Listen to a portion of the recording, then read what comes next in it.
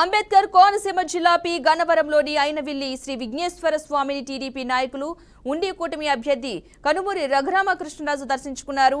ఆలయ పూజారులు ఆయనకి స్వాగతం పలికే ప్రత్యేక పూజలు నిర్వహించారు. అనంతరం ఆయన మాట్లాడుతూ రాష్ట్రంలో దుష్ట పరిపాలన అంతమవ్వాలని దేవుని కోరుకున్నానని అన్నారు.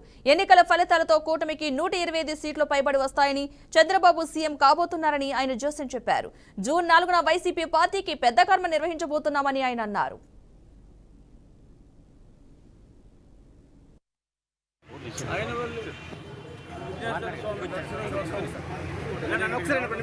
గత ఎన్నికల తర్వాత కూడా నేను అయినవల్లి, వాడపల్లి ఇక్కడ ఈ 2 దేవాలయాలు కోనసీమలో ప్రసిద్ధిగాంచిన ఈ 2 దేవాలయాల దర్శనానికి వచ్చాను.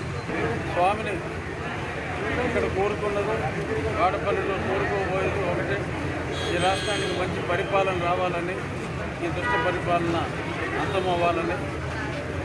ఆ కోరిక తప్పకుండా నెరవేరుతుంది. అత్యధిక స్థానాలతో చంద్రబాబు నాయుడు గారు ముఖ్యమంత్రి కాబోతున్నారు. ఆ కోరిక అఫీషియల్గా నెరవేరిన తర్వాత మళ్ళీ తిరిగి ఈ స్వామిని దర్శించుకోవడానికి 20 రోజుల్లో, 1 నెల లోపుగానే మళ్ళీ వచ్చి పునర్దర్శనం చేసుకుంటాను.